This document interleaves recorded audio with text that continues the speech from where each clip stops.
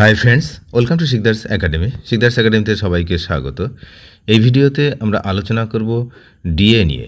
আপনারা জানেন যে সুপ্রিম নির্দেশের পরে 10 দিন প্রায় অতিবাহিত হয়ে গেল, এখনও কিন্তু তেমন কিছুই জানা যাচ্ছে না যে এই ডিএ আদৌ দেওয়া হবে কি না, বা দেওয়া হলে কিভাবে দেওয়া হবে। যেটুকু জানা যাচ্ছে এই ভিডিওতে আমি বিস্তারিত আপনাদের সঙ্গে আলোচনা করব। এই বকেয়া ডিএর 25%, অর্থাৎ যত ডিএ বাকি রয়েছে তার 25% শোধ করার কথা বলা হয়েছিল উইদিন 6 উইক, অর্থাৎ 6 সপ্তাহের মধ্যে শোধ করার কথা বলা হয়েছে। কিন্তু সেক্ষেত্রে কিন্তু 1 সপ্তাহ পেরিয়ে চলে গেল, এখনও কিন্তু সে বিষয়ে কোনো কিছু শোনা যাচ্ছে না। তো যেটুকু জানা যাচ্ছে, নবান্নে এই মুহূর্তে এই বিষয় নিয়ে কী ধরনের কথাবার্তা চলছে, কি আলোচনা হচ্ছে, বিস্তারিত এই ভিডিওতে কিন্তু আমরা আলোচনা করব। এবং এই ভিডিও শেষে আমি দেখাবো যে অন্যান্য রাজ্যের তুলনায় পশ্চিমবঙ্গের ডিএ কোন পজিশানে দাঁড়িয়ে আছে। আপনারা নিজেরাই দেখে নেবেন যে শেষ ভিডিও শেষে আমি একটি চার্ট প্রোভাইড করব পরপর, যে অন্যান্য রাজ্যের তুলনায় পশ্চিমবঙ্গের ডিএর হার কী। তাহলেই পরিষ্কার হয়ে যাবে যে আমাদের রাজ্যে কত কম পরিমাণে ডিএ দেওয়া হচ্ছে। সব থেকে কম কিন্তু আমাদের রাজ্য নয়, এটাও আমি বলে দিচ্ছি। আমাদের রাজ্যের থেকেও কম ডিএ দেয়। তাহলে বিস্তারিত চলুন দেখে নেওয়া যাক কি বলছে সূত্র। বিভিন্ন সূত্র মারফত আমরা যেটা জানতে পারছি যে এই যে ডিএ মামলা যে টাকাটা, বকেয়া টাকা, সেই টাকাটা কিন্তু পিএফ অ্যাকাউন্টে দেওয়া হতে পারে।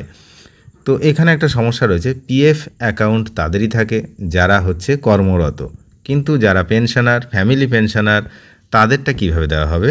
তো তাদের কিন্তু পিএফ অ্যাকাউন্ট যেহেতু নেই, ক্লোজ হয়ে গেছে পিএফ অ্যাকাউন্ট, তো সেই জন্য কিন্তু তাদের যে বিষয়টা কিন্তু এখনও কিছু বলা হচ্ছে না। তবে তাদের বিষয়টা সরাসরি তাদের ব্যাঙ্ক অ্যাকাউন্টেই টাকাটা চলে আসতে পারে।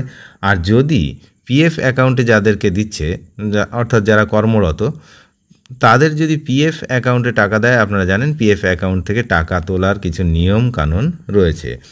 তো এই রকমই মনে হচ্ছে যে পিএফ অ্যাকাউন্টে টাকা দেওয়া হবে যাদের দেওয়া সম্ভব, এবং সেটা কিন্তু বিধিনিষেধ কিছু থাকবে তোলার। কারণ এই মুহূর্তে এই 10,000 কোটি টাকা পেমেন্ট করাটা কিন্তু একটা বিরাট ব্যাপার। তো যাই হোক, টোটাল 40,000 কোটি টাকা বাকি থাকলেও এই মুহূর্তে 10,000 কোটি টাকা কিন্তু পরিশোধ করতে হবে সরকারি কর্মচারীদের। তো সেটা কিন্তু সেই রকমই নির্দেশ রয়েছে। এখন এই বিষয়টা কি করে সেটা কিন্তু এখনও কিন্তু পরিষ্কার বোঝা যাচ্ছে না। তবে মুখ্যমন্ত্রী মমতা ব্যানার্জি এই বিষয়ে কিন্তু এখনও কোনো রকম কোনো বার্তা দেননি। সরকারি কর্মীদের ডিএ মামলায় সুপ্রিম কোর্টের নির্দেশের মমতা বন্দ্যোপাধ্যায় তেমনভাবে কিছুই বলেনি। উত্তরবঙ্গ যাওয়ার পথে গত সোমবার আপনারা জানেন যে বলেছিলেন যে আদালতের বিচার্য বিষয়ে কোনো মন্তব্য করবেন না তিনি। তো আরও বলেছিলেন আমরা আইন অনুযায়ী ব্যবস্থা গ্রহণ করব। এই যে কথাটা যে আমরা আইন অনুযায়ী ব্যবস্থা গ্রহণ করব, তো এটাতে কিন্তু অনেক রকম মিনিং করে। কি মিনিং করে, যে এই মুহূর্তে উনি যদি আবারও আইনি পথে যেতে চান, তাহলে কিন্তু কর্মীদের আরও উদ্বেগ বাড়ছে, অর্থাৎ এই ডিএ না পাওয়ার উদ্বেগ। তার কারণ ইতিমধ্যে অনেকবার এই মামলার জয়লাভ করলেও এখনও কিন্তু ডিএটা মেলেনি, অর্থাৎ আলটিমেট টাকাটা কিন্তু পকেটে পায়নি সরকারি কর্মচারীরা। ডিএ মামলার রায় নিয়ে মমতা বন্দ্যোপাধ্যায় এখনও পর্যন্ত সঠিক কোনো বার্তা না দেওয়ায় উদ্বেগ বাড়ছে সরকারি কর্মীদের মধ্যে। এই অবস্থায় রাজ্যের সরকারি কর্মীদের একটি সংগঠন ইতিমধ্যেই কিন্তু নবান্নে নোটিশ পাঠিয়েছেন, এবং আপনার আগের ভিডিওতেই আমি বলেছিলাম নোটিশ পাঠিয়েছেন, এবং সেই নোটিশ কিন্তু গ্রহণও করা হয়েছে নবান্নের পক্ষ থেকে। তো কেন নোটিশ পাঠিয়েছেন, নিশ্চয়ই তাহলে তারা কিছু একটা বুঝেছেন যে এই ডিএ না দেওয়ার কোনো পরিকল্পনা চলছে। তো ডিএ দিতে রীতিমতো টালবাহানা করছে রাজ্য সরকার, এই অভিযোগ রাজ্য সরকারি কর্মীদের। আর সেই কারণেই রাজ্য সরকার আবারও আইনের সাহায্য নিতে পারে বলে কিন্তু আশঙ্কা করা হচ্ছে। আবারও কিন্তু আইনের সাহায্যে যাবে, আমারও তাই মনে হচ্ছে। তো সূত্রের কি খবর, রাজ্য সরকার রাজ্য সরকারি কর্মীদের বকেয়া ডিএ দেওয়ার পরিকল্পনা করেছে পিএফ অ্যাকাউন্ট বা প্রভিডেন্ট ফান্ড অ্যাকাউন্টে ডিএর টাকা জমা দেওয়ার পরিকল্পনা করেছে নবান্ন, যদিও এখনও পর্যন্ত আনুষ্ঠানিকভাবে তার কোনো ঘোষণা কিন্তু নেই।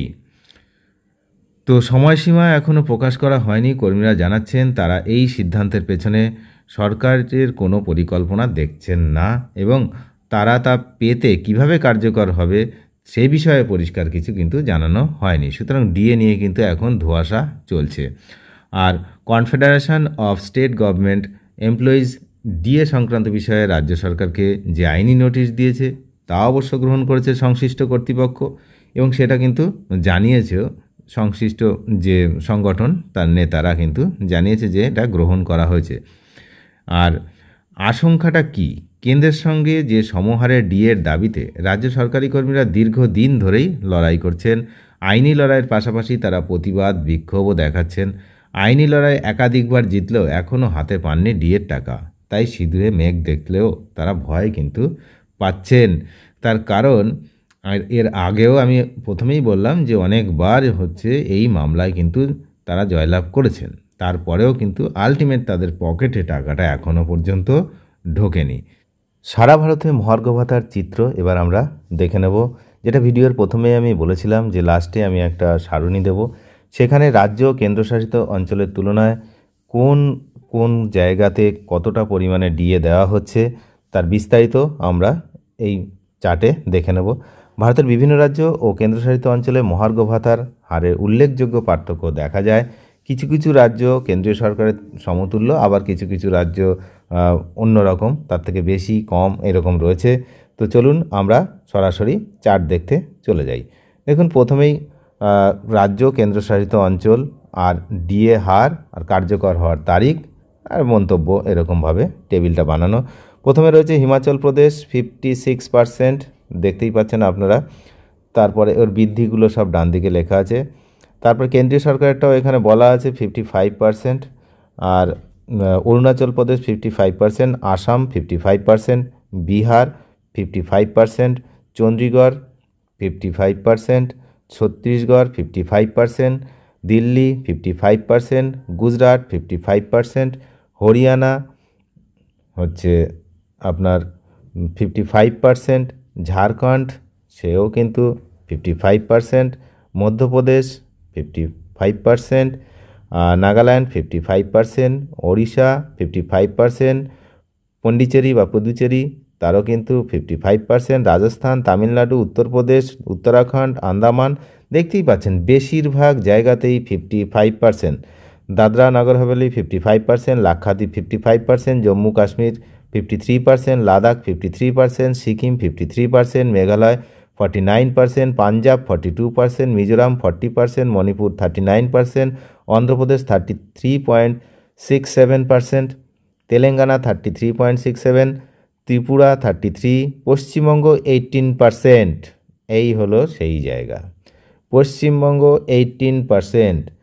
এখানে মন্তব্যটা দেখুন, 1/4/2025 অনুসারে সুপ্রিম কোর্টের বকেয়া ডিএ প্রদানের অন্তর্বর্তীকালীন নির্দেশ রয়েছে। আচ্ছা, তারপরে এখানে রয়েছে পরপর আপনারা দেখতে পাচ্ছেন সব, কার কথা আর বলবো, পরপর সবই কিন্তু রয়েছে, পরপর সব এখানটা রয়েছে। তাহলে এই আমি দেখিয়ে দিলাম যে একটা চার্ট, এবং এখানে সবথেকে উল্লেখযোগ্য বিষয় যে আমাদের পশ্চিমবঙ্গ সবথেকে পিছিয়ে নেই, তার পেছনে আর একজন আছে, সেটা হচ্ছে কর্ণাটক 10%, আর কেরালাম একাদশ মানে পিআরসি এরা হচ্ছে 15%। তারপরে দুটো মাত্র পিছিয়ে আছে, বাকি সবাই এগিয়ে আছে। এদিকে সপ্তম বেতন কমিশনের দাবিও কিন্তু তুলেছেন রাজ্যের সরকারি কর্মীদের একাংশ। তারা বলছেন যে ডিএর পাশাপাশি সপ্তম বেতন কমিশন গঠনেরও দাবি জানিয়েছেন তারা, কারণ তারা এখনও ষষ্ঠ বেতন কমিশনের অধীনেই ডিএ পান। সপ্তম যে বেতন কমিশন তারও কিন্তু দাবি তারা জানিয়েছেন। অনেক ধন্যবাদ ভিডিওটি শেষ পর্যন্ত দেখার জন্য।